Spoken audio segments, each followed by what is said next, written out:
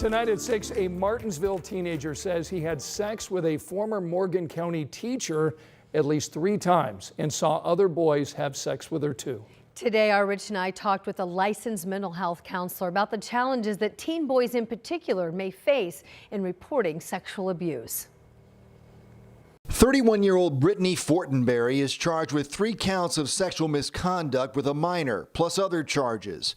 The boy tells police that inside Fortenberry's house in Martinsville in October of 2023, when he was 15, she gave him mushrooms to get high and had sex with him multiple times. In court records, the teen claims Fortenberry had sex with at least 5, maybe 10 other boys. Community Health Network licensed mental health counselor Kimball Richardson says adult men sexually abusing girls is more common than a case like this. Because it is less common, I think sometimes boys aren't aware of it, that it could be a possibility or happening, and may even be more ashamed or embarrassed to tell somebody. The boy reported the alleged abuse to police with his grandmother.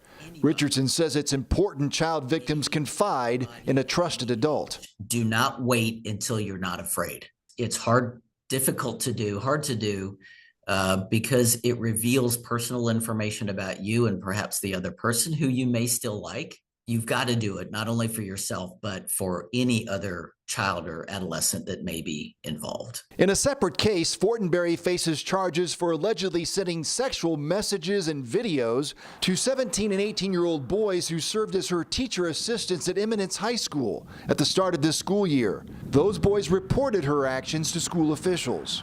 In one instance, the 2 boys say that Fortenberry intentionally left the photo gallery open on her phone, lying on her desk, so that the boys could see completely nude photos of her. Fortenberry resigned in August when confronted with the allegations. In Morgan County, Rich Nye, 13 News. The Morgan County prosecutor strongly believes that there are more victims and more potential charges against Fortenberry. In the meantime, she's scheduled to go on trial for both of her current cases this coming June. Tonight, 2 Fort Wayne women are charged with sex trafficking a child here in Marion County and in Allen County. Indiana State Police are telling us several months ago, Letitia Granados and Harley Cooley recruited a child for sex trafficking. That child was recovered by family members who then reported it to law enforcement. When law enforcement searched a home in Fort Wayne over the weekend, they found another victim and suspected fentanyl. So if you're aware of any other victims, please contact State Police in Fort Wayne. Well, we've got rain moving through central Indiana tonight. Now keep in mind, these are not severe storms, but they could impact your plans tonight if you're out and about. So Angela Buckman joins us now with what we can expect. Yeah, the main impact, dodging downpours and a few wet roads. And as you pointed out, nothing severe, but we do want to make sure you're aware of what's moving through in terms of rain. We did have a couple of thunderstorms earlier today and can't completely rule it out south later this evening. So we'll continue to monitor radar. Be prepared to move those outside activities inside and grab the umbrella if you're going to be out and about this evening.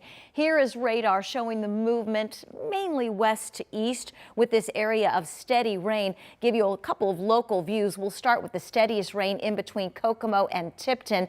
Over toward Marion and Hartford City. This is moving east, so heads up Alexandria, Anderson, Noblesville, and the northern half of Hamilton County will get some rain as well in the next 10 to 15 minutes. Much lighter and much more spotty west of Indianapolis. We do expect this to continue to fill in and continue to push south over the next several hours. By midnight, this completely clears the state, and that will set us up for a dry start to Thursday, 39 at 8 a.m., 49 midday. We're not as warm tomorrow, and we will encounter a few more showers. I'll have that local timeline in the Thursday forecast in a few minutes. All right. Thanks so much, Angela. We do have an update to you tonight for drivers who are used to navigating this headache on the northeast side of Indianapolis. Yeah, tonight INDOT is telling us they are almost done with that Clear Path project at I-465 and I-69. Our Samantha Johnson is there.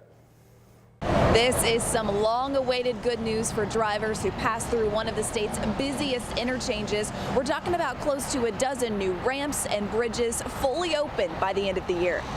It's been a a long construction project. We are just as excited to get this project wrapped up. After 2 years of headaches, closures, and detours, People having to change their commutes. ClearPath 465 is nearing the end.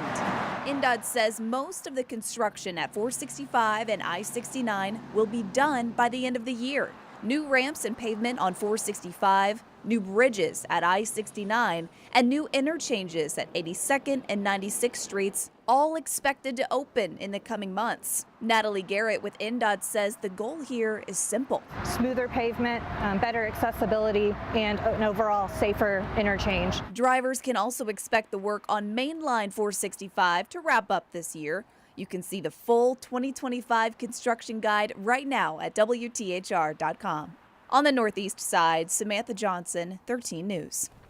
Eli Lilly just announced a huge manufacturing boost. It's investing $27 billion to build 4 new plants. Now, 3 of the sites will make active pharmaceutical ingredients, and the 4th will expand manufacturing for injectable products like Zepbound and Mounjaro.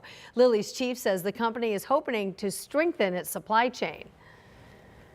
I am pleased to announce that Lilly is more than doubling our U.S. manufacturing investment since 2020.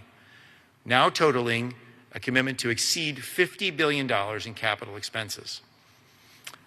This represents the largest pharmaceutical expansion investment in U.S. history. And $27 billion investment. No word yet on where these 4 new sites will be located. The statewide iRead assessment for Indiana's 2nd and 3rd graders is quickly approaching. Yes, there is a new law that does require all 2nd and 3rd graders to take this exam, and new this year, if 3rd graders fail, they will be held back. Karen Campbell joins us tonight live in studio. And Karen, the State Department of Ed held a Q&A session for the people that are administering the test. What did you learn through that session? Yeah, well, also for educators. Now, we were told that this is information that is crucial for parents and families to help prepare their students for this test. And, you know, we also know this testing window opens in a matter of days. We're talking March 3rd. So one teacher tells me that he wants to make sure parents understand how important this test is. And we spoke with him at Circle City Prep this afternoon and found out how he's preparing his 3rd graders for the iRead assessment. We also spoke with a parent who learned some tips and tricks when it comes to reading to help her kids at home. So parent Diamond Barrett, she said she got help through the school's Parent University. Take a listen. They explain to parents, this is what your scholar is going to be doing. This is what they're going to be tested on. And this is how you can prepare them to be calm and ready for the test. And so that was very helpful. I feel confident about who is ready and who is not, but also I feel confident about our school's plan for the kids who are just not quite there yet.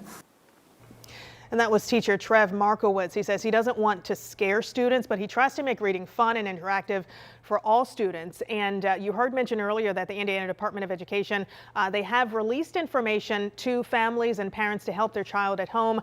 Of course, we will post a link to those tips on our website.